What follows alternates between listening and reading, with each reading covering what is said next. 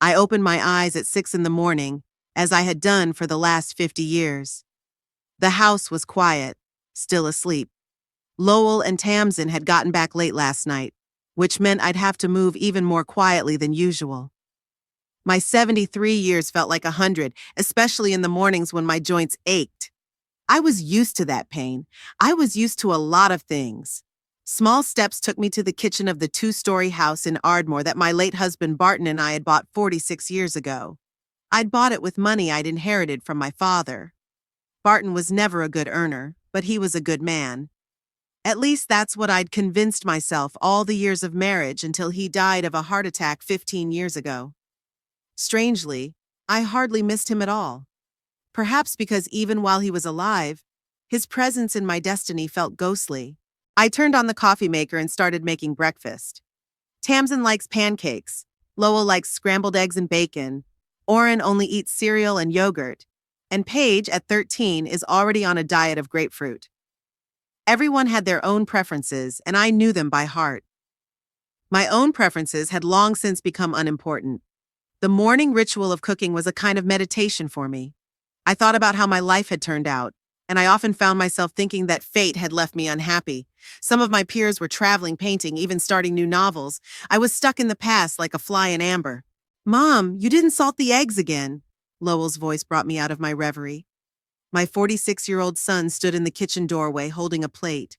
Tall, with graying hair and a perpetually disgruntled expression, he was a carbon copy of his father, just as demanding and indifferent. "I'm sorry, darling." I hurriedly took the salt shaker. "I was thinking." "What do you have to think about?" He snorted, snatching the salt shaker out of my hands. "You better watch what you're doing." I nodded silently. Lowell had moved back into his parents' house 10 years ago, after his real estate business had faltered due to the economic crisis. A temporary solution turned into a permanent one. Following him, his wife and 2 children moved into the house. Since then, my status as a housekeeper has seamlessly transitioned to housekeeper and nanny. "Good morning, Dulcie." Tamsin floated into the kitchen in a silk robe. In her 42 years, she was meticulous about her appearance, which didn't stop her from looking at me with barely concealed contempt. "Did you remember we're having a dinner party tonight? We'll have to make something special." I remembered, I said quietly, though no one had actually told me that. "How many people are coming?" 8, including Lowell and me. "The kids will eat first." She took the pancakes I'd made and sat down at the table without thanking me. "And Orrin needs his shirt ironed for the school concert." "When's the concert?" Tonight. Lowell and I can't go because of dinner." "You'll go." I nodded, mentally rearranging my plans for the day. I could forget about my weekly visit to the library. I'd been looking forward to the new book I'd ordered a month ago. The elderly librarian, Fiona Quinn, was the only person I could talk to about literature. Once upon a time, I dreamed of being a writer, even started a novel, but family obligations left no time for such nonsense. The manuscript still lay in my dresser drawer, covered in a layer of dust, just like my dreams. "Grandma, have you seen my blue sweater?" Paige, a 13-year-old hurricane with her nose always stuck in her phone, came flying into the kitchen. "I washed it yesterday. I'll get it for you." "But I wanted to wear it yesterday." Her granddaughter was indignant. "You should have asked." I didn't bother to remind her that it was she who had thrown the sweater into the dirty laundry basket. Arguing was useless in this house. It was always my fault. Breakfast ended as usual. I had to clean up the dishes for everyone while Lowell and Tamsin got ready for work and the kids got ready for school. No one offered to help. No one even looked in my direction, like I was a ghost, invisible but useful. When everyone left, I sank into a chair and took a deep breath. My heart was beating faster than usual, and the light dizziness was an unpleasant reminder of my age. I'd been having these attacks more and more often lately, but I hadn't seen a doctor. Why bother my family with unnecessary problems? I got up slowly and pulled out my to-do list for the day. Laundry, cleaning the house, shopping, cooking dinner for 10, ironing Orrin's shirt, taking him to the concert. The list seemed endless. Life had become an endless series of chores. Laundry took most of the morning. I pulled an impressive restaurant receipt from Lowell's pants pockets. So he and Tamsin didn't have dinner at home last night. I wondered why they hadn't invited me. I knew the answer, though. I didn't fit into their glamorous lives, an old woman with wrinkled hands and outdated attitudes. A telephone call interrupted my musings. Mrs. Hubbard? I heard an unfamiliar male voice. This is Quarles Noble from the Time Pages bookstore. Your order has arrived. Oh, thank you very much. I felt a rush of joy. 3 months ago, I'd ordered a rare edition of Jane Austen, a small luxury I'd allowed myself with some of my savings. I'll pick it up tonight. We close at 7 p.m. I mentally estimated the time. Oren's concert ended at 6:30. I could make it. But no, Tamsin asked me to have dinner ready by 8. I'm not going to make it to the store. Could you hold it till tomorrow? I asked hopefully. Of course, Mrs. Hubbard. Tomorrow. I hung up the phone and went back to doing laundry, trying not to think about the fact that I'd put my desires on hold again. How many times in my life had I said that word, later? Later I'll write a book. Later I'll go traveling. Later I'll take care of myself. That later never came. By 3 o'clock in the afternoon, I was done with the cleaning and started making dinner. My head was still a little dizzy, and I chalked it up to fatigue. I'd been getting tired faster in recent years, though I tried not to show it. Whenever I mentioned health problems, Tamsin would roll her eyes and talk about how hard it was to talk to old people who were always complaining about their ailments. At 4, I went to the store to get the missing groceries. Tamsin left the list, but not the money. I had to pay for it out of my meager pension, which I'd spent almost entirely on general expenses. No one was interested in what I was living on. On my way home, I ran into Monica Stevens, a neighbor I'd once been friends with. Dulcie, I haven't seen you in ages. How are you? I'm fine, thank you, I said automatically. I hear your son and his family are staying with you. It must be hard, huh? No, it's not, I tried to smile. It's nice to have a house full of life. Monica looked at me doubtfully. You know, my sister let her son stay with her temporarily, too. It's been 5 years and they're not thinking of moving out. They use her as a free babysitter and housekeeper. I averted my gaze, feeling the color flood my face. Was this really what my situation looked like from the outside? But I'd agreed to it, offered to help. I have to go, I mumbled, gripping the grocery bags tighter. It was nice to see you. Monica's words stayed in my head as I prepared dinner. Were my own children using me? I didn't want to think about it. It was easier to believe that I was needed, that I fulfilled an important role in the family. But deep down, I knew the truth. By 6 o'clock, I took Oren to the concert. My 16-year-old grandson stayed on the phone the whole way, answering my questions with one-word answers. I tried to get him to talk to me, asking about school, friends, music, but all I got in response was normal and nothing much. He was so much like his father when he was young, just as withdrawn and unfriendly. The concert was longer than I expected. I glanced nervously at my watch, realizing that I wouldn't be able to finish dinner in time for the guests. My head was spinning more and more, and dark spots danced in front of my eyes, but I put it down to the heat in the hall. By the time we got home, it was 7:30. Tamsin met us on the doorstep, her face contorted with rage. Where the hell have you been? The guests are coming in half an hour and dinner's not ready. The concert took too long, I said quietly, taking off my coat. I'll be right back. Hurry, she hissed, and turned on her heels and went into the living room. I hurried into the kitchen, trying to ignore the growing pain in my chest. My hands shook as I chopped vegetables for the salad. Just fatigue, I convinced myself, though an inner voice screamed that it was something more serious. Lowell came into the kitchen as I was taking the roast out of the oven. Mom, did you forget to buy wine? His tone didn't bode well. Tamsin didn't put it on the list. I tried to straighten up, but the room suddenly spun. You should have known. He shook his hands. How can you be so stupid? Now I'll have to go to the store just before the guests arrive. His words hit me harder than the pain in my chest. Stupid. That's how he saw me. A stupid old woman who couldn't do the simplest errand.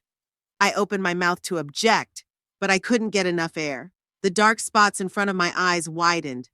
Lowell, I whispered, grabbing the edge of the table. I feel sick. He looked at me with irritation. Don't start. We have company in 20 minutes. No time for your. I didn't hear the end of the sentence. I didn't hear the end of the sentence. The pain in my chest became unbearable, as if someone had clenched my heart in a fist. My legs gave out, and I slowly sank to the floor. The last thing I remembered was my son's frightened face, leaning over me, and his voice suddenly thin and childlike. Mommy, Mommy. And then came the darkness. I swam in the dark. Voices came through the water, muffled, indistinct. Periodically, I was thrown to the surface of consciousness, and then I saw a white ceiling, blurred figures in robes, heard the beeping of instruments. Then the darkness drew me back into its depths. I don't know how long it lasted, hours or days. Time lost its meaning. When I finally came to my senses, I found myself lying in a hospital room, entangled in wires and tubes. The pungent smell of antiseptic hit my nose. I tried to lift my arm, but it felt heavy, like it was filled with lead. You awake? A young nurse leaned over me. Don't try to move, Mrs. Hubbard. You're in intensive care after a massive heart attack. A heart attack. The words sounded like a judgment. I remembered the pain in my chest, the dizziness and the darkness in the kitchen. So it was serious. How much? My voice sounded like a crow cawing. You've been here for 3 days. The nurse adjusted the IV. Your condition was critical, but you're improving. Dr. Flint will be here shortly. 3rd day. I've been in the ICU for 3 days, teetering between life and death. Where's Lowell? Tamsin? The grandkids? Why aren't any of them around? My family. Your son came by yesterday. The nurse looked away. Not for long. Said he'd try to stop by today, too. He would. As if visiting a dying mother were an optional item on a to-do list that could be skipped if there were more important things to do. My name is Enid Darrow. The nurse introduced herself, filling out some paperwork. I'll be taking care of you on the day shift. Enid looked younger than I'd first thought, perhaps 35. Her red hair was pulled back in a practical bun, and the corners of her eyes were already showing the first wrinkles from her frequent smiles. She had a kind of inner strength and quiet confidence, qualities I'd always lacked.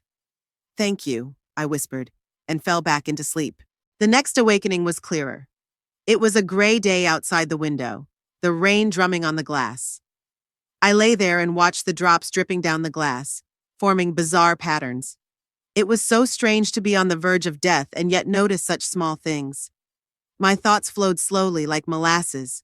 I thought about my life, about how the years had flown by. What had I accomplished? Raised a son who barely bothers to visit me in the hospital. Devoted myself to a family that treats me like a free servant. Gave up my dreams for others and ended up broke. I wonder if anyone has noticed my absence from home. Who cooks the meals? Who does the laundry? Who picks Paige up from ballet school? Or is Tamsin finally starting to fulfill her motherly duties? The doctor entered the room, a tall man with graying hair and tired eyes. Mrs. Hubbard, I'm Dr. Flint. He took my chart. How are you feeling? Like a truck ran over me, I tried to joke. He didn't smile. You had a massive myocardial infarction. We performed emergency surgery, put in a stent. You've been stabilized, but you have a long recovery ahead of you. At your age, a heart attack is serious. I nodded, trying to comprehend what I was hearing. Heart attack, surgery, stent. All those words sounded scary. When would I be able to go home? 10 to 14 days at the earliest, provided you're doing well, the doctor noted in the chart. You'll need constant care and supervision for the first time after discharge. Do you have someone who can take care of you? I thought of Lowell and Tamsin, imagining their reaction to having to take care of me, and I cringed. Yes, I lied. My family. The doctor nodded and walked out, leaving me alone with my thoughts. I stared at the empty walls of the room and thought about how similar they were to my life. Just as white, sterile, devoid of color and personality. I had lived 73 years, and what could I remember? What had I left behind? The day stretched on slowly. Enid came by a few times to take my blood pressure, to change my IV, to help me eat a little. She was the only person who spoke to me not as a diagnosis, but as a person. Do you have any pictures of your family? She asked, helping me up on the pillows. No, I shook my head. Lowell hadn't thought to bring any. What about grandchildren? How many do you have? 2. Oren, 16, and Paige, 13. That's a wonderful age, Enid smiled. They must be very worried about their grandmother. I didn't say anything. I doubted my grandchildren had noticed my absence at all, except in the context of unwashed dishes and uncooked dinner. I had a wonderful grandmother, too, Enid continued, adjusting my pillow. She taught me everything: cooking, sewing, a love of books. I was 20 when she died, and I still miss her. I wondered, would Oren and Paige miss me when I died? Would they even remember me? What mark had I left on their lives besides stacks of ironed laundry and home-cooked meals? My musings were interrupted by a knock on the door. Lowell stood on the doorstep, wearing an expensive suit and carrying a leather briefcase in his hand. He looked like he'd dropped in for a business meeting in between other, more important matters. Mom? He shifted awkwardly from foot to foot. How are you? Alive, as you can see. I tried to smile. Lowell sat on the edge of the chair by the bed, keeping his coat on. Clearly, he didn't plan on staying long. The doctors say you're feeling better. That's good. An awkward silence hung between us. Once upon a time, when Lowell was little, we were close. I read him stories, kissed his broken knees, protected him from his father's strictness. Where did that closeness go? At what point did my son become a stranger? How are things at home? I asked to break the silence. Fine, he shrugged. Tamsin had hired an au pair, temporary, so I'd already been replaced. They didn't even wait for me to get better. How are the kids? They're fine. Paige says hi. Lowell looked at his watch, and I realized he wasn't mentally here anymore. Listen, Mom, I wanted to talk to you about something, he coughed. Tamsin and I booked a vacation in the Maldives, 2 weeks. It's all paid for, impossible to cancel. I blinked, not believing what I was hearing. A vacation? Now? Yes, the flight leaves in 3 days. He avoided looking me in the eye. It was planned a long time ago, before your incident. Non-refundable tickets, expensive hotel, the incident. He called my heart attack an incident, as if I'd just broken a cup or knocked over sauce on the tablecloth. What about me? My voice sounded pathetic even to my own ears. You'll be in the hospital under the care of doctors, and when we get back, I'll take you home, he said as if he were doing me a favor. Tamsin thinks we both need this vacation after everything that's happened. Stress, you know. Stress. They're stressed. I'm just an incident. I understand. I turned away from the window so he wouldn't see the tears welling up in my eyes. Great. Lowell stood up, clearly relieved that the unpleasant conversation was over. I gotta get to the meeting. I'll try to stop by before I leave. He patted me awkwardly on the arm and walked out without looking back. I stared at the door as it closed and felt something inside me snap. All my life I'd sacrificed myself for my son, and he couldn't even put off a vacation when I was in the ICU. Is everything okay? Enid peeked into the room, and when she saw my face, she frowned. What's wrong? Nothing. I wiped my tears with the back of my hand. My son told me that he and his wife are going to the Maldives. Vacation, you know. Non-refundable tickets. Enid froze, clearly shocked. They're going on vacation while you're here? After a heart attack? Yes, I tried to smile. They're stressed. They need a vacation. I expected Enid to just shake her head and walk out. Instead, she crouched on the edge of my bed and took my hand. Mrs. Hubbard, let me tell you something. I've been a nurse for 15 years and I've seen things. But when a person goes into the ICU, their family is usually sleeping in the hallway, not planning a vacation. What your son is doing to you is wrong. Her words were like a slap in the face, waking me from a long sleep. Of course, I knew what Lowell was doing was wrong, but years of self-deception and rationalization had me looking for excuses for his behavior. He was always busy, I muttered. Too busy for a dying mother? Enid shook her head. I'm sorry to be so blunt, but you were close to death, and still not safe. I turned away, unwilling to admit the obvious. All my life I'd built the illusion of a happy family, and now that illusion was crumbling like a house of cards. They'll take me when they get back. I repeated Lowell's words like an incantation. But until then, who's going to take care of you in the first few days after you're discharged? Enid looked genuinely worried. You can't be alone. I didn't know what to say. I hadn't even thought about being discharged. Who would meet me in an empty house? Who would monitor my medications, prepare my diet, help me with my hygiene? Maybe one of the neighbors. What about your grandchildren? They are old enough to help their grandmother. I grinned bitterly. Oren and Paige, they don't even take their dirty dishes to the sink.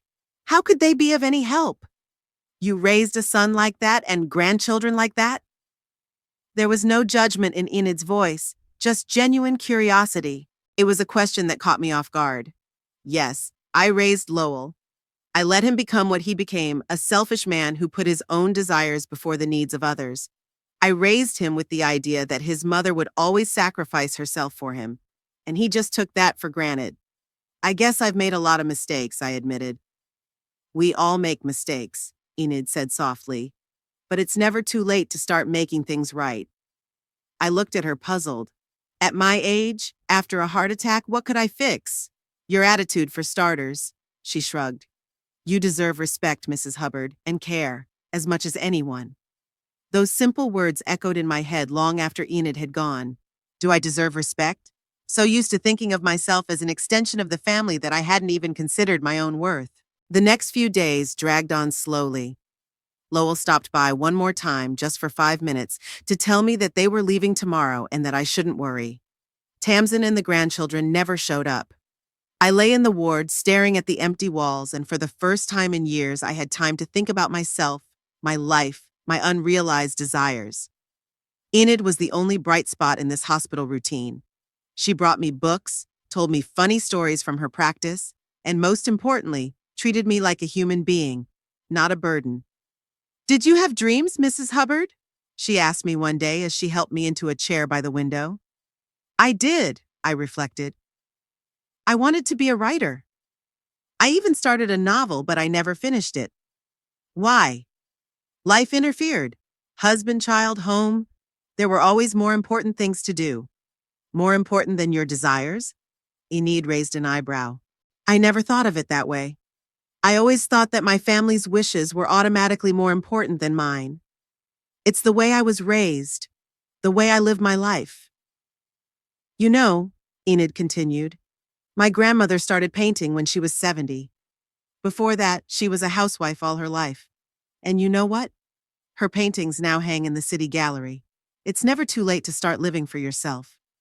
Those words struck a chord with me. It's never too late. Even at 73 after a heart attack with a son who flew to the Maldives instead of being there for me. What would you do if you were me? I asked Enid a few days later, when we had gotten close enough to talk like this. She reflected, I would stop living for people who take me for granted and start living for myself. That's easy to say, but possible to do, she smiled. You're stronger than you think, Mrs. Hubbard. I can see it in your eyes. Little by little, I was getting better. I could sit up longer, started walking around the room on my own.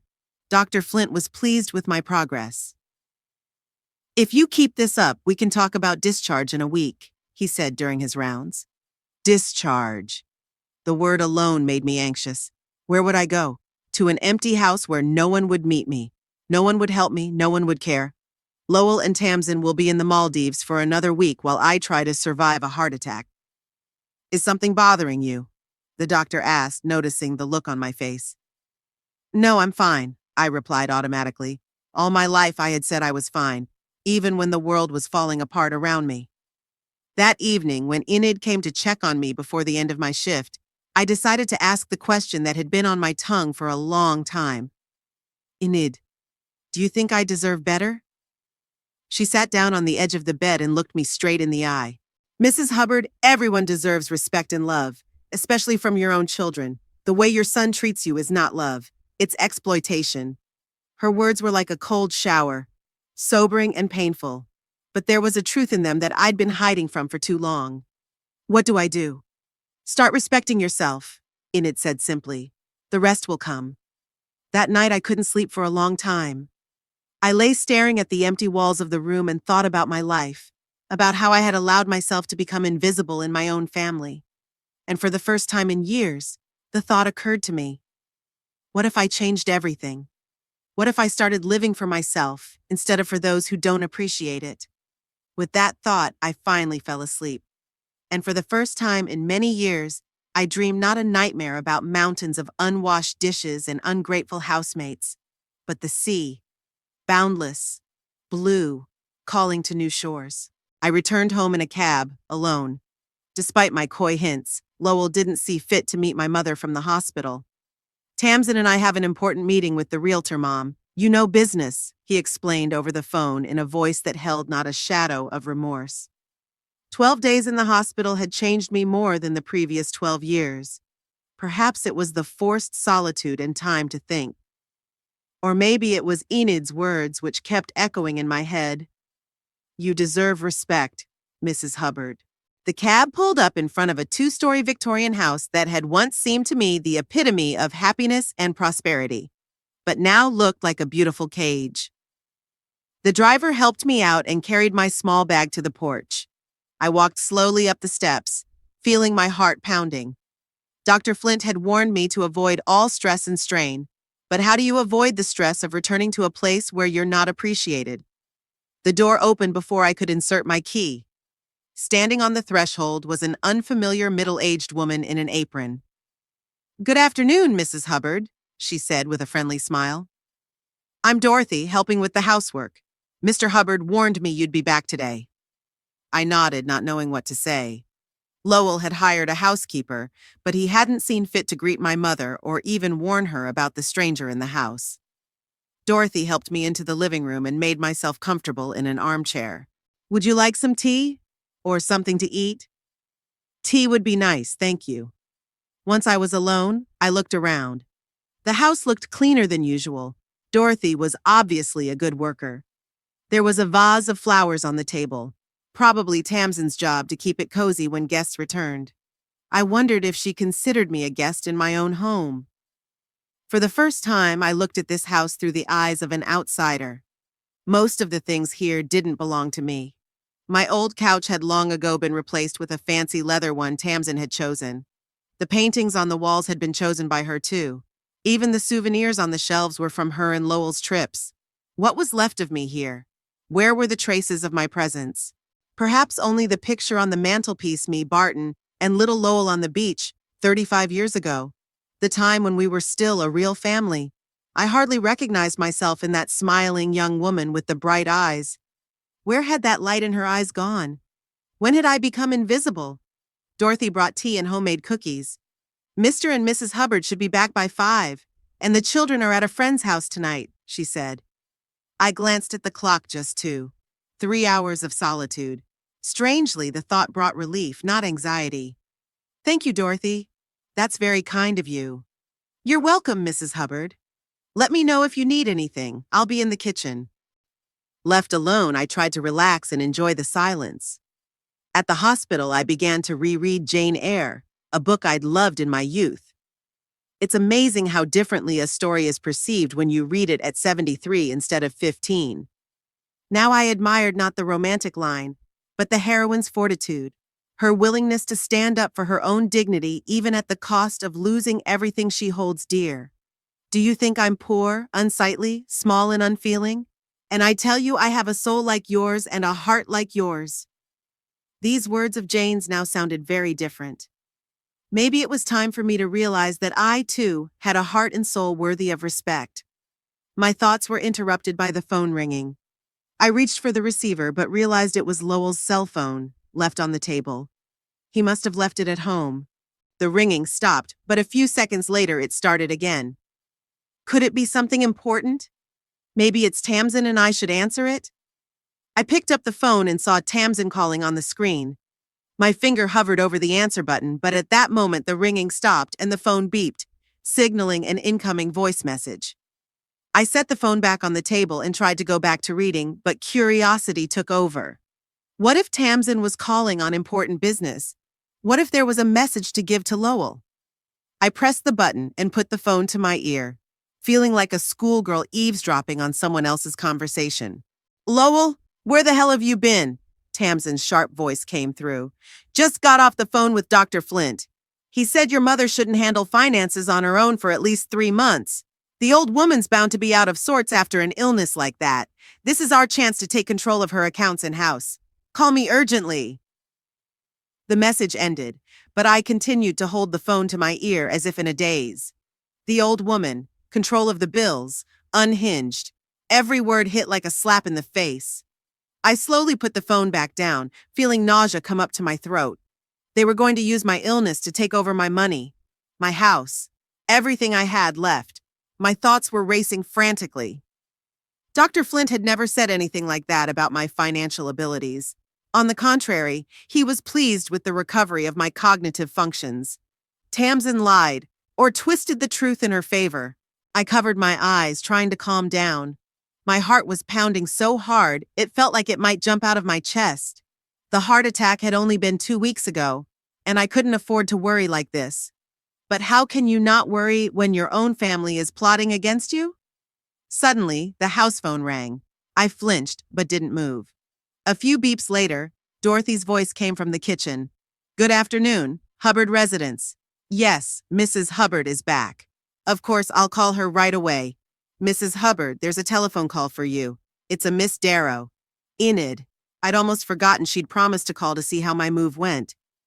I picked up the phone that Dorothy held out to me and waited until she came back into the kitchen.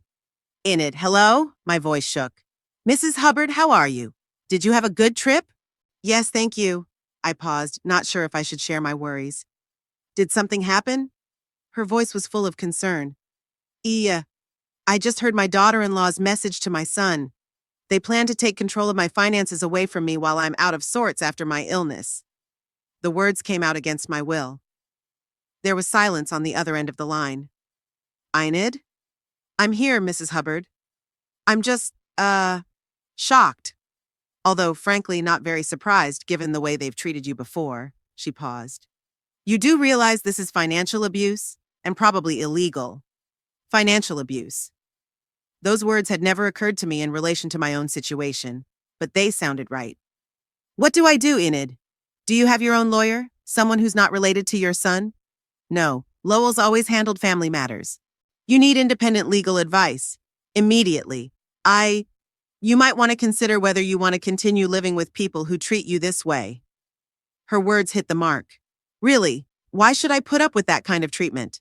Why did I let myself be used for years? I have a friend, Enid continued, Siobhan Ezra. She's a lawyer, specializes in elder law. I can give you her number. Please. I found a pen in my pocket and wrote the dictated number in the margins of the book. Also, Mrs. Hubbard, be careful. Don't show that you know or plan anything. Give yourself time to think things through. After talking to Enid, I felt a strange calmness.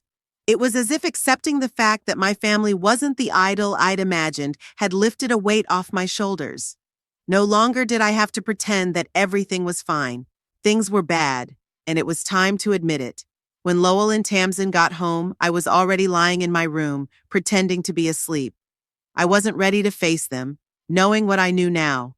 They knocked on the door, I mumbled something unintelligible, and they left. No hugs, no welcome home, Mom, no joy that I had survived the heart attack and was back with them. Just a business-like knock on the door, as if checking to see if the goods were there. The next day passed in a strange, strained atmosphere. I pretended it was business as usual, a weak, sick mother in need of care. Lowell and Tamsin behaved with exaggerated attentiveness. The children barely noticed my presence, as always. Mom, I made an appointment with our family lawyer, Lowell said casually over dinner. We need to discuss your finances after your illness. Dr. Flint doesn't think you should overextend yourself. I looked up from my plate and met his gaze. There was the wariness of a predator who isn't sure if his prey has spotted the approaching danger. That's sweet of you, dear, but I think I can handle it. After all, it's my money and my house. Lowell and Tamsin exchanged quick glances. No one says it isn't your money, Mother, Lowell said softly. It's just that at your age and condition, it's better to leave it to the professionals. We just want what's best for you, Dalsey, Tamsin added with a smile that didn't affect her eyes. You have nothing to worry about. How predictable they had been. How easy it was to read their intentions now that the veil had fallen from my eyes. I'll think about it, I replied, turning back to my food. I didn't need to show them that I'd figured out their plan. After dinner, I went up to my room, and after making sure the door was locked, I pulled out Enid's phone with Siobhan Ezra's number on it. I stared at the numbers for a few seconds, hesitant to dial it. This call could change my whole life. Was I ready for such a change? But the alternative was even worse. To live under the control of people who saw me only as a source of money and free help around the house? To die slowly in a golden cage where no one respected or appreciated me? I dialed a number. Siobhan Ezra's office, how can I help you? Hello. My voice sounded more confident than I expected. My name is Delcy Hubbard. I need counseling to protect my financial rights. Enid Darrow gave me this number. Oh, you know Enid? The receptionist's voice warmed. Miss Ezra is with a client right now, but I can make an appointment for you tomorrow morning at 10. Would that work? I wondered. How do I get out of the house without an explanation? But then I remembered that Lowell and Tamsin would be at work, the kids would be at school, and Dorothy wouldn't be home until lunchtime. Yeah, that's perfect. Thank you. The next morning, I hailed a cab and, trying not to attract the attention of the neighbors, went to meet the lawyer. Siobhan Ezra's office was in an old building in the center of town, small but elegant, with floor-to-ceiling bookshelves and plants on the windowsills. Siobhan herself appeared to be a woman in her mid-50s, with a short cut of graying hair and a penetrating gaze. She listened carefully to my story without interrupting, making notes in her notebook. So, Mrs. Hubbard, she said when I finished, your situation is unfortunately not unique.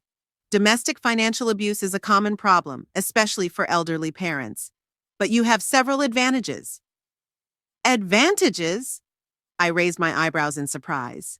First, the house is yours alone, as the deeds prove. Second, you have no officially diagnosed cognitive impairment that would compromise your capacity. Third, you found out about your son and daughter-in-law's plans before they could do anything about it. She closed the notebook and looked me straight in the eye. The question is, what do you want, Mrs. Hubbard? Do you want me to help you protect your finances from encroachment? Or are you ready for a more drastic change? I wondered. What did I really want? Just protect my money and my home, or to start a new life away from my toxic family? I think I want freedom, I finally said. I'm tired of living for people who only see me as a servant and an ATM machine. I want to start a new life, somewhere by the sea. Siobhan nodded with a slight smile. Then we need a plan, and maybe the help of a good realtor. I have one in mind, Quarles Noble. He specializes in quick and confidential transactions. I flinched. Quarles Noble? The owner of the Pages of Time bookstore? No, a realtor. Could be the namesake, though. Amazing coincidence, I muttered. Or a sign of fate. Siobhan dialed a number, and within minutes we were on speakerphone with Quarles Noble. He was an energetic, middle-aged man who was quick to get to grips with the situation.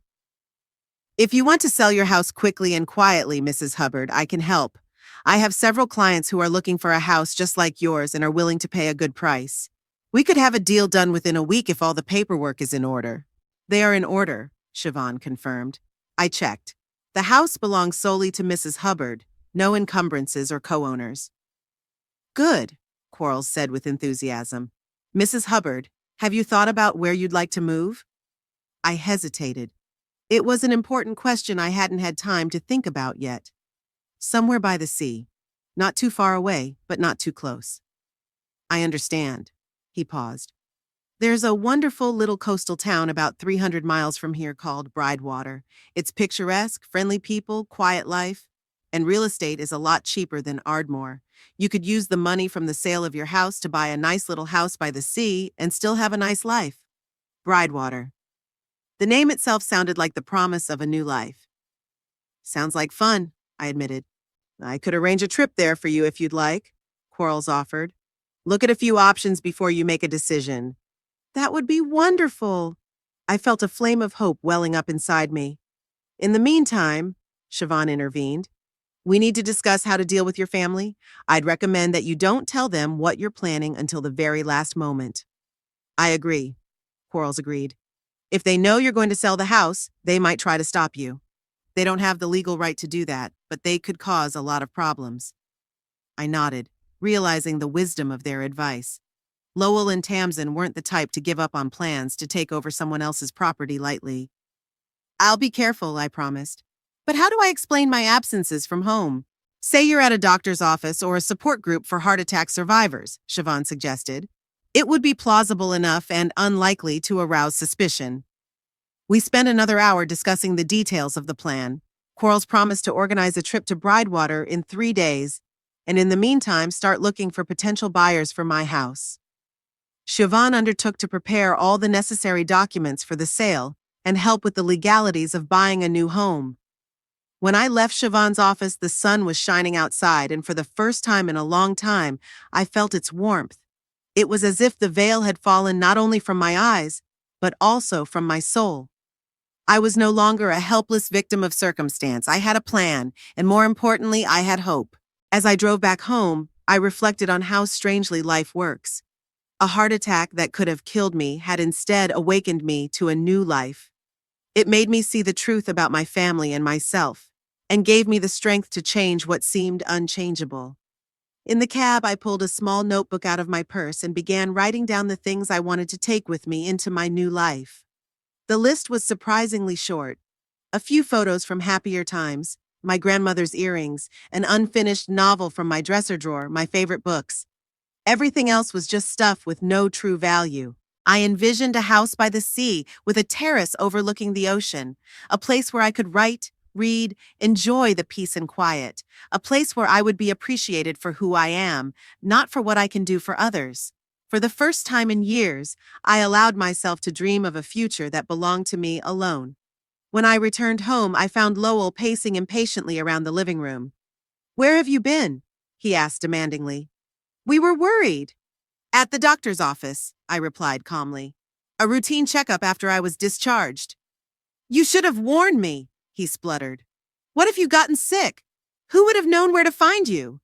His ostensible concern only made me smile tiredly. How had I never noticed the falseness before? "I'll be sure to warn you next time," I promised, heading for the stairs. Right now, I needed to rest. The doctor said I was recovering quickly and would be back to normal soon. Back to normal? Lowell frowned. "Mom, you're 73 years old and you just had a heart attack. What kind of normal life? You need rest and care." I turned and looked at him, really looked at him, without maternal illusions. A tall man with an emerging paunch and bald spots, a face that was beginning to puff up from the good life and lack of exercise. My son. The man who planned to take control of my life away from me. "You're right, Lowell," I said softly. "I do need peace, and I will find it." As I walked up the stairs to my room, I could feel his puzzled look on my back. He didn't realize yet that something had changed, but he would soon, very soon. "You're absolutely right. I made a mistake." The plan was for my son and daughter-in-law to be on a 2-week vacation in the Maldives, not at the seminar. Let me correct and rewrite the chapter to reflect this important detail. I never thought that at 73 I would be planning an escape from my own home like a teenager running away from strict parents. But that's exactly what I'd been doing these past few days, methodically, carefully, with the care any spy would envy. The trip to Bridgewater changed everything. Quarles Noble had arranged it as a day trip to recover from illness. I'd taken advantage of Lowell and Tamsin's absence, who were enjoying a vacation in the Maldives. I didn't even have to make excuses. The grandchildren were in the care of Tamsin's sister, who occasionally dropped by the house, but mostly minded her own business, letting the teenagers do as they pleased. Bridgewater was exactly as Quarles had described it. A small coastal town with neat pastel-colored houses, narrow streets that sloped down to the sea, and friendly people who greeted strangers. A place where time seemed to slow down, and the problems of the big city remained somewhere far beyond the horizon. Quarles showed me 3 houses, but I fell in love with the first one, a small blue and white cottage on a hill with a terrace overlooking the ocean. 2 bedrooms, a living room with a fireplace, a small but cozy kitchen, and most importantly, a garden with blooming roses and a bench under an old apple tree. A place made for a peaceful old age. "It's perfect," I said to Quarles, standing on the terrace and looking out at the endless blue. "How much?"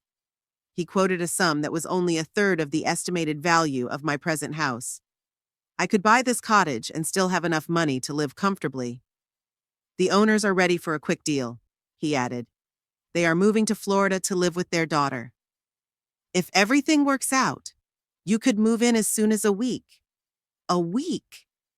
7 days to turn my whole life around.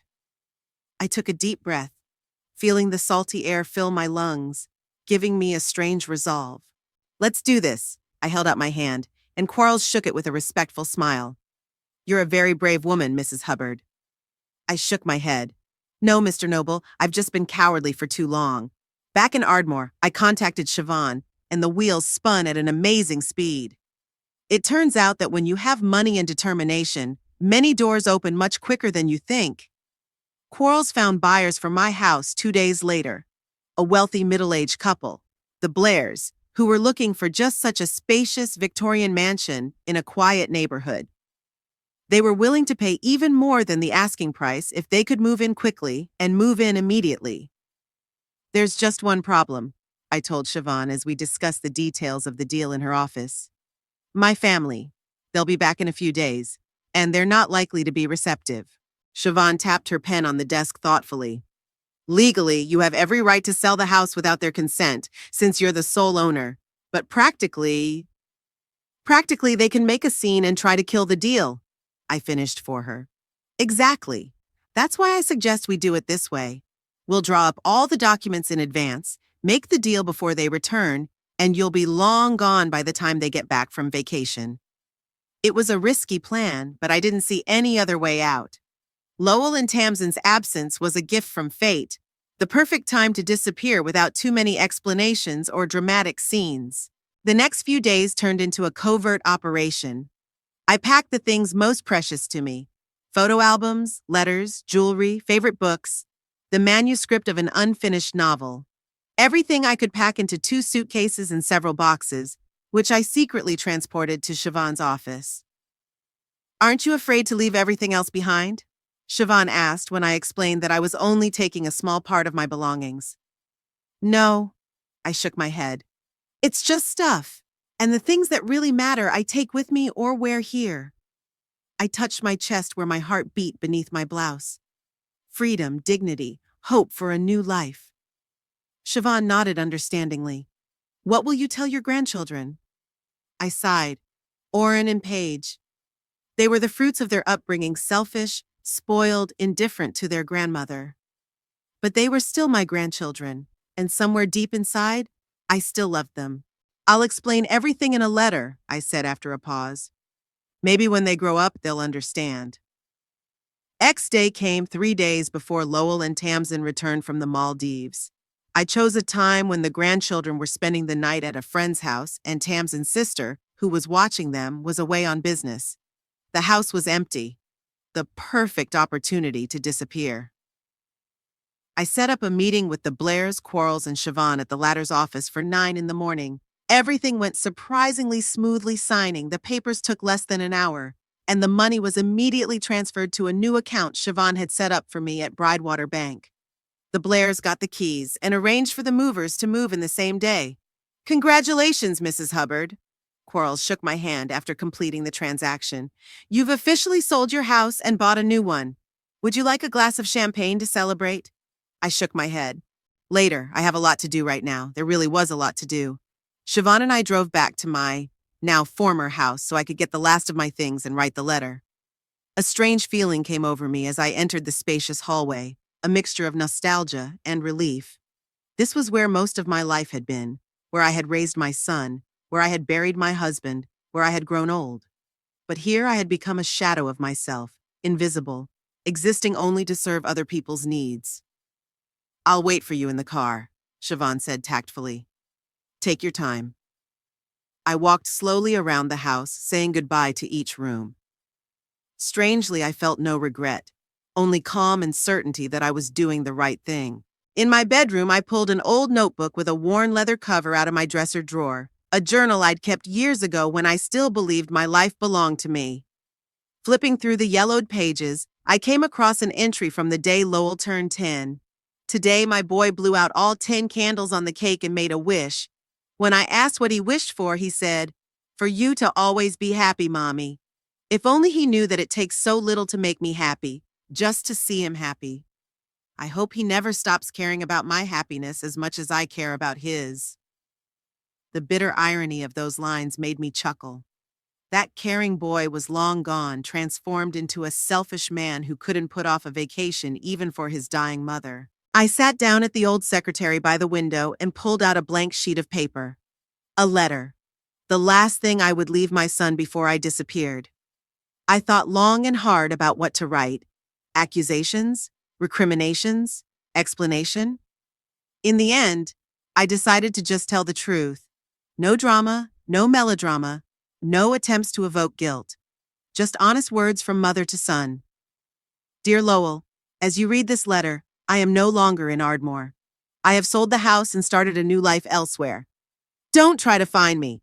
This decision is final. You may be surprised or even shocked. Perhaps you're angry, but I hope that somewhere deep down inside you understand why I did it. For the past few years, I've lived like a ghost in my own home. Invisible, inaudible, existing only to cook, clean, babysit the kids, and provide a roof over my head. I had become a convenient piece of furniture that is only noticed when it gets in the way or breaks. My heart attack was a turning point. Not the illness itself, but your reaction to it. You flew off on vacation while I was fighting for life in the ICU. Non-refundable tickets, you said. But this isn't about tickets, Lowell. It's about choices. You chose the beaches of the Maldives over your dying mother's bed. I'm not writing this to make you feel guilty. I just want you to understand that in that moment I realized what I meant to you, and I decided I deserved more. I know you and Tamsin were planning on taking control of my finances after I got out of the hospital. I overheard a message on your phone. An old woman after an illness like that is bound to be a mess, your wife said. That also helped me make my decision. I'm not angry with you. You're just the way you are. It's my fault too. I let it happen. I didn't set boundaries. I taught you to see me as a servant, not a person with her own desires and dreams. That's all changed now. I'm starting a new chapter of my life, at 73 after a heart attack, thinking only of myself for the first time in a long time. It's frightening and inspiring at the same time. Don't worry about me. I'm safe. I have money and a roof over my head. We may never see each other again. Or maybe someday, if you really change and learn to respect others, our paths will cross again. I wish you, Tamsin, and the kids all the best. I hope you find the happiness I've been searching for so long and finally found in freedom. Love, your mother, Dulcie.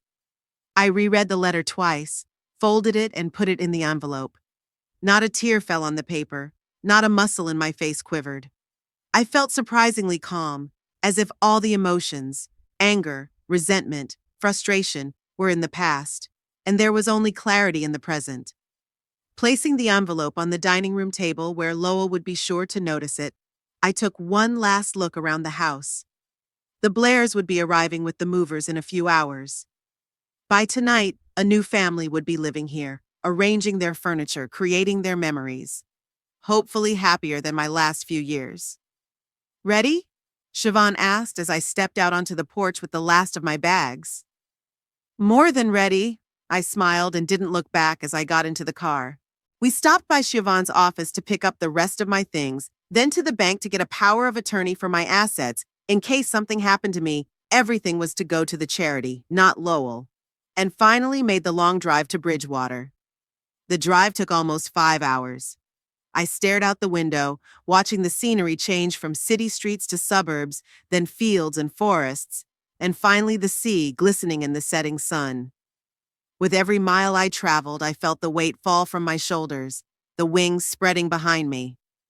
Just before entering Bridgewater, Siobhan stopped the car at a viewpoint. It was a small town below tiny houses, narrow streets, a small harbor with boats. "Your new home," she said, nodding at the blue and white cottage on the hill. Even from a distance, it looked like my dream come true. "Thank you, Siobhan." I squeezed her hand. "For everything." "You're welcome, Mrs. Hubbard. You deserve it." When we pulled up to the cottage, Quarles was waiting for us on the porch with the keys and a bottle of champagne. "Welcome home, Mrs. Hubbard." He smiled broadly. Home. The word sounded different than it had before, not as a reference to a place where you lived with your family, but as a promise of a haven where you could finally be yourself. Inside, the cottage was even cozier than I remembered. The previous owners had left some of the furniture: a comfortable sofa, bookshelves, an antique sideboard, a bed with a soft mattress. But the main treasure was the terrace overlooking the ocean. I stepped out onto it and took a deep breath of the salty air. "Do you like it?" Quarles asked, handing me a glass of champagne. "It's paradise," I replied sincerely. We drank to a new home and a new life. Siobhan and Quarles helped me unload my things, showed me how the heating worked and where the meters were, and gave me the phone numbers of the local doctor, cab, and convenience store. "Enid said to tell you she'll come by tomorrow," Siobhan said before she left. "She's taking a week's vacation to help you get settled in." I nodded gratefully. Enid was the one person from my past life that I wanted to keep in touch with. She was the one who had helped me see the truth and find the strength to change my life. When Siobhan and Quarles left, I was alone in the quiet of my new home.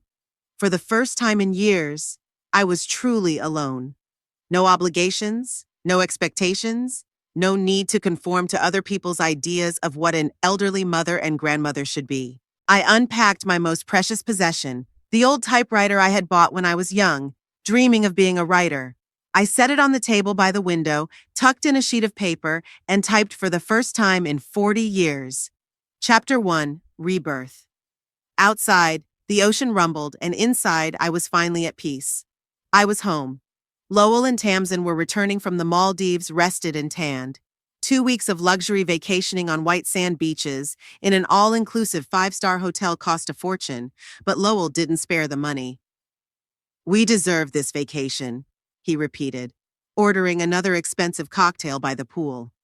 The cab stopped outside their Victorian mansion in Ardmore in the early evening. Lowell paid the driver while Tamsin pulled out her suitcases with a disgruntled look. "I hope your mother made something decent for dinner," she grumbled, slinging a designer bag over her shoulder. "I'm starving, and the food on the plane was disgusting." "I told her we were coming tonight." Lowell nodded, heading for the front door. "She must have prepared something." He put the key in the lock, but the door wouldn't budge. Frowning, Lowell tried again. "What the hell was that? I think the lock had been changed." At that moment, the door swung open, but instead of his mother, it was an unfamiliar middle-aged woman in a housecoat. "May I help you?" she asked with slight irritation. Lowell and Tamsin exchanged puzzled glances. "This is our home," Tamsin said sharply. "Who are you and what are you doing in our house?" The woman frowned. "Your home? I'm afraid you have the wrong address. My husband and I bought this house from Mrs. Hubbard 10 days ago. All the papers are in order." Lowell felt the ground slipping from under his feet. "What is this nonsense?" His voice trailed off into a scream. "My mother couldn't have sold the house. This is some kind of misunderstanding." "There's no misunderstanding." A man with glasses, apparently the woman's husband, appeared in the doorway. "We bought this house from Delcy Hubbard, the sole owner. The deal is completely legitimate." "Are you Lowell, her son?" the woman asked, suddenly softened. "She left a letter for you, said you would come and be surprised." "Surprised?" Tamsin laughed a hysterical laugh. "We're homeless and she thinks we'll just be surprised?" The woman disappeared into the house and returned with an envelope. "Here, she asked me to give this to you. I'm sorry, but I have to ask you to leave. This is our house now." Lowell took the envelope, feeling his hands shaking. He wanted to say something, to scream, to demand an explanation, but the words stuck in his throat. Tamsin did not suffer from such indecision. "It's illegal," she shrieked. "We're going to sue you. You can't throw us out on the street." "Ma'am," the man said patiently, "we're not throwing anyone out. We bought the house from the rightful owner. If you have a claim, you should take it up with Mrs. Hubbard or the court. Now please leave or we'll have to call the police." The door closed right in their faces. Lowell and Tamsin remained on the porch, stunned, confused, with suitcases at their feet and an envelope in their hands. "It can't be," Lowell whispered. "She couldn't have done that." Tamsin snatched the envelope from him and tore it open. "Let's see what that old witch has to tell us." She quickly ran her eyes over the letter and her face contorted with rage. "Here." She shoved the paper into Lowell's hands. "Read it. Your mother has ruined us." Lowell read the letter slowly. Every word his mother said hit the mark. You chose the beaches of the Maldives over your dying mother's bed. I know you and Tamsin were planning to take control of my finances. The old woman will surely be out of sorts after an illness like that. He felt the color of shame flood his face. She knew. All this time she had known about their plans. Where do we go now? Tamsin's voice brought him back to reality. We have no home. We have no money. All our stuff. Wait. Lowell reread the last lines of the letter. She says she's starting a new life. That means she's settled somewhere. We need to find her. Why? To strangle her with our own hands? Tamsin laughed nervously. Though if she had any money left over from the sale of the house? Her mercantile calculation was obvious, and Lowell grimaced. When had his wife become so greedy? Or had she always been like this, and he just hadn't noticed? We need to call the kids, he said, pulling out his phone, and find a place to spend the night. An hour later, they were sitting in a cheap motel room on the outskirts of town. Paige and Orrin were due in the morning, picked up by Tamsin's sister, who was staying with them while their parents were on vacation. Lowell stared at the wall with a blank stare as Tamsin paced the room, spewing curses at her mother-in-law. How could she? We gave her a roof over her head, took care of her, and she repaid us like this. A roof over her head? Lowell repeated slowly. Tamsin, it was her home. She let us live with her, not the other way around. Tamsin stopped, looking at him as if he had lost his mind. Whose side are you taking? That old woman left us without a roof over our heads, without furniture, without everything. And you're defending her? I'm not defending her. I'm just... He stammered, suddenly realizing the truth. She was right. We were using her. All those years we used her as a free servant and an ATM machine. And when she went into the hospital, I just flew to the Maldives. His voice shook. For the first time, Lowell looked at the situation through his mother's eyes and saw himself as he really was, selfish, ungrateful, calculating. It was an unpleasant revelation. Tamsin rolled her eyes. Oh, don't get me started on the self-abuse.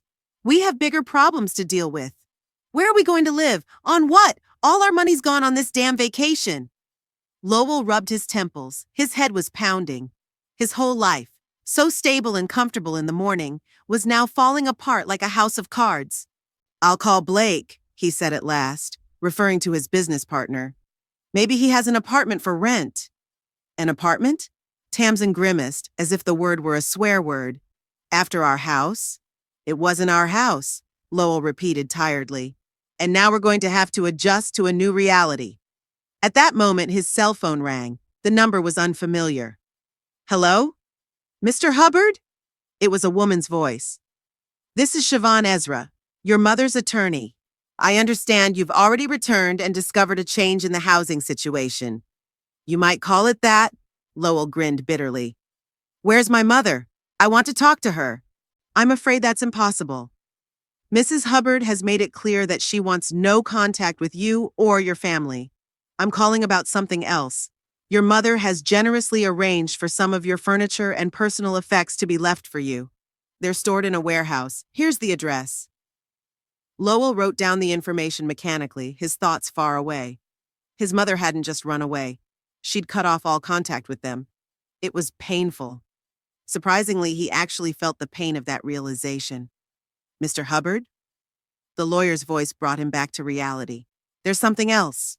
Your mother left a small amount of money for your children, enough to pay for their college tuition. The money's in a trust fund they'll have access to when they go to school. She, took care of the grandkids? Lowell was amazed. After everything they'd done, she was still thinking about Orrin and Paige's welfare. Yeah, she was very clear about that. Children aren't to blame for their parents' actions. Siobhan's voice was blatantly judgmental. After the conversation with the lawyer, Lowell sat staring off into space for a long time. Tamsin kept saying something, but he couldn't hear her. The only thought pulsing in his head was, what have I done? Meanwhile, 300 miles from Ardmore, in the small coastal town of Bridgewater, Dalsey Hubbard was waking up in her new home. The first rays of sunlight streamed through the thin curtains, painting patterns on the wooden floor. She lay in bed, listening to the sound of the ocean and the cries of seagulls, so unfamiliar after the city noise of Ardmore. 10 days had passed since she'd moved here, but each morning still felt like a small miracle. Waking up when she wanted to, not when she had to make breakfast for her family. To plan the day on her own, not on the schedule of household chores. To read a book on the patio looking out at the ocean, not snatches between laundry and cleaning. Today, Lowell and Tamsin were to return from the Maldives to find that the world they'd thought immutable had crumbled. Dalsey thought about it without gloating, but also without regret. She had done what she had to do, for herself, and, in a way, for them too. Perhaps this lesson would make them grow up and start taking responsibility for their lives. The ringing of the doorbell interrupted her musings.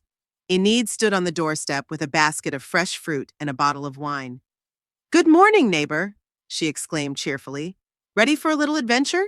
Enid kept her promise and helped Dalsey get settled in Bridgewater. What's more, she'd moved here herself, renting an apartment nearby. "I always wanted to live by the sea," she explained, "and Bridgewater Hospital is just in need of experienced nurses." "Adventure?" Dalsey raised an eyebrow. "What kind of adventure?" "The local book club is meeting tonight at Martha's Cafe. They're discussing Jane Austen, your favorite. I thought you might be interested." Dalsey felt a momentary prick of fear. New people, new surroundings, the need to socialize.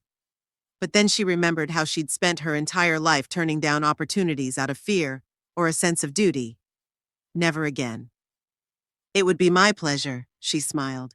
"Give me half an hour to get ready." The book club turned out to be a small group of women of varying ages, from a local college student to a lady who was perhaps even older than Dalsey. They met once a week in a cozy cafe overlooking the harbor to discuss what they'd read and just chat over a cup of tea. "Ladies, this is Delcy. She's recently moved to Bridgewater." Enid introduced her. "She's a huge Jane Austen fan."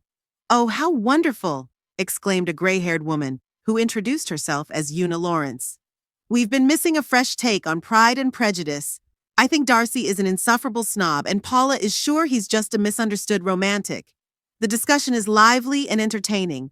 Dalsey was shy at first, but gradually became enthusiastic and even quoted several passages from the novel from memory, eliciting cheers from those present. "You should join our club," said Paula, an energetic woman in her 60s, as the meeting drew to a close. "Next time we discuss George Eliot's Middlemarch. Have you read it?" "A long time ago, but I'd love to reread it." Dalsey nodded. As she walked home along the shore, she felt strangely exhilarated. For the first time in years, she was interacting with people who saw her as a person, not just Lowell's mother, or Orrin and Paige's grandmother. People were asking questions about her opinions, listening to her answers, arguing with her as an equal. It was liberating. "Did you enjoy it?" Enid asked as they walked up the path to Dalsey's house. "Very much," she replied sincerely. "They're so real." "People in small towns are often more open than in big towns," Enid nodded. "They appreciate people for who they are, not for their status or wealth." At home, Dalsey made tea, and she and Enid sat on the terrace looking out at the ocean. The sun was slipping toward sunset, coloring the water with golden tones. "What do you think Lowell is doing right now?" Enid asked suddenly. Dalsey sighed. She tried not to think about her son and his family, but sometimes memories broke through the barriers she'd erected. "Probably cursing me to hell," she smiled weakly. Tamsin was definitely furious. She was so proud of living in a Victorian mansion.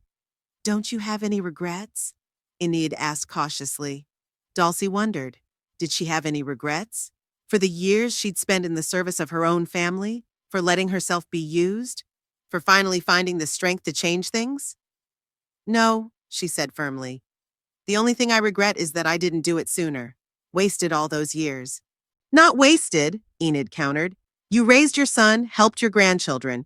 Just because they've been ungrateful doesn't devalue your labor and love." Dalsey nodded, though she didn't entirely agree. She did love her children and grandchildren, but at some point that love had become a heavy burden, for her and for them. She allowed them to see themselves as a function rather than a person. And that was a mistake she was now correcting. "You know," she said, looking out at the ocean, I've always wanted to write a book. I started a novel when I was young, but I never finished it. There were always more important things to do. And now? Enid raised an eyebrow. Now I have time. Dalsey smiled. And the old typewriter I brought with me. And a story waiting to be told. What will it be about? About a woman who at 73 discovers that life is just beginning. Within a week of moving to Bridgewater, Dalsey already knew half the locals by name. The small town welcomed her with open arms. She joined not only a book club, but also a gardening group that met in the greenhouse of the local elementary school. Her art teacher, learning that Dalsey had always dreamed of learning to paint, invited her to take adult classes on Saturdays. Days previously filled with endless housework and caring for a thankless family were now filled with new activities and new friends. Dalsey read books she had long wanted to read, learned to paint watercolors, worked in her little garden, and wrote a novel, page by page. Sometimes, usually in the evenings as dusk fell on Bridgewater, she thought about Lowell, Tamsin, Orrin, and Paige. What are they doing? How are they coping? Had they found a new place to live? Did they understand any of what she was trying to tell them by leaving? At times like this, she pulled a picture out of her dresser drawer. Lowell at 10 years old, with a wide smile and sparkling eyes, so unlike the sullen, self-centered man he'd become. Somewhere in there, beneath the layers of cynicism and calculating, perhaps there still lurked that boy who had once made a wish for his mom to be happy. "I am happy, Lowell," she whispered to the pictures. "I hope someday you'll find true happiness too." And then she would return the picture to the box and go to the terrace, listen to the sound of the ocean and think about tomorrow, about how the future had never seemed so bright and promising to her. One morning, about a month after the move, Dalsey woke up to the doorbell ringing. A mailman stood on the doorstep with a large envelope. "Mrs. Hubbard? Registered letter for you. Sign here, please." She signed, puzzled. Who would send her a letter? Not many people knew her new address. The envelope was from Siobhan Ezra's office. Inside was a letter from a lawyer and another smaller envelope. "Dear Mrs. Hubbard, I hope you are settling in well in Bridgewater.